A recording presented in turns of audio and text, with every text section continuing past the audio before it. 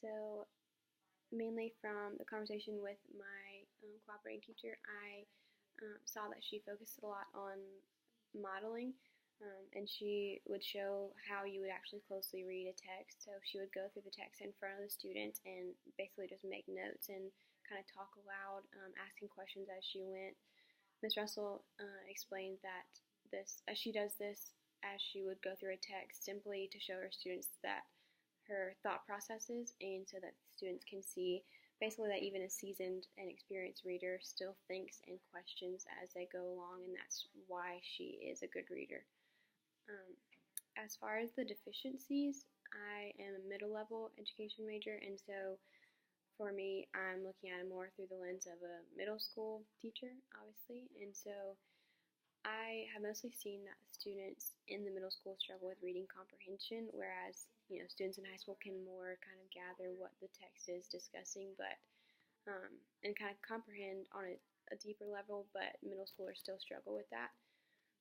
I think that they read fine, but once they're done with the passage, they just don't really know what they've read.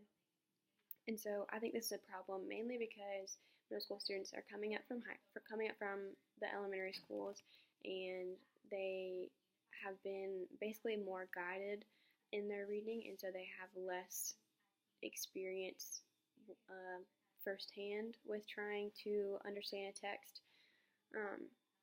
So I think that in order to combat this, I want to use cause and effect charts. I know they use it sometimes in elementary school, but to just really drive that home, to use inferences, ask them what do you think is going to happen based on what's happened, what would you do in a situation, using questioning skills, so kind of the same thing, sequencing, so this happened, then this happened, kind of in order of the happenings of the text, and then lastly predictions, so kind of the same thing as inference. But anyways,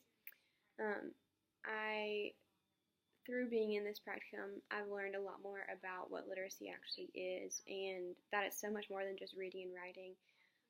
Miss Russell teaches a leadership class, and we've seen such unique projects that still utilize all these basic skills of literacy, but they put it in such a more practical and real-world basis.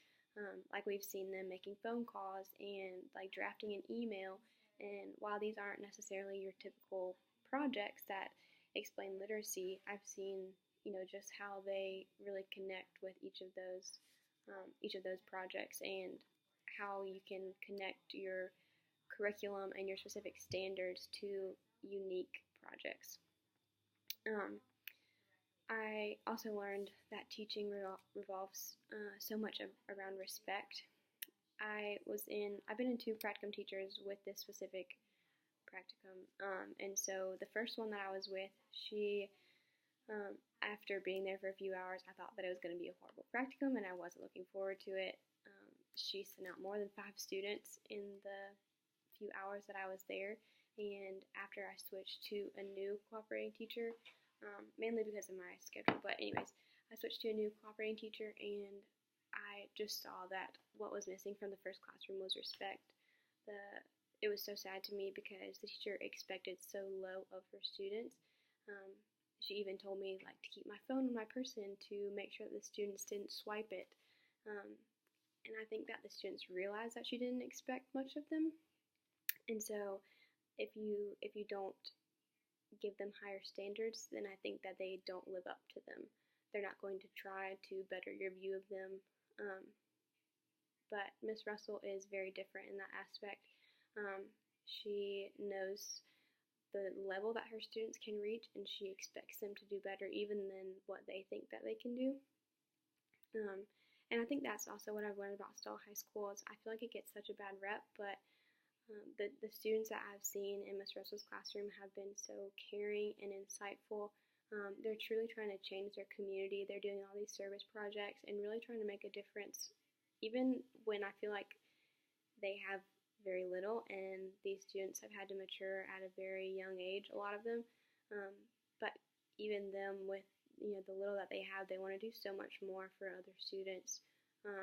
And that's just really a very caring heart that I've seen at the high school. And then lastly, I think this is a video assignment because when we're teaching, we don't get to go back and redo something. I can take this video and redo it technically as many times as I want to, but I don't have the editing skills once I get into the video to take out any mistakes. But it's all about the presentation and making sure that you are clearly presenting yourself to your students, and just kind of knowing that you're in a constant state of performance and that you always have people watching you. So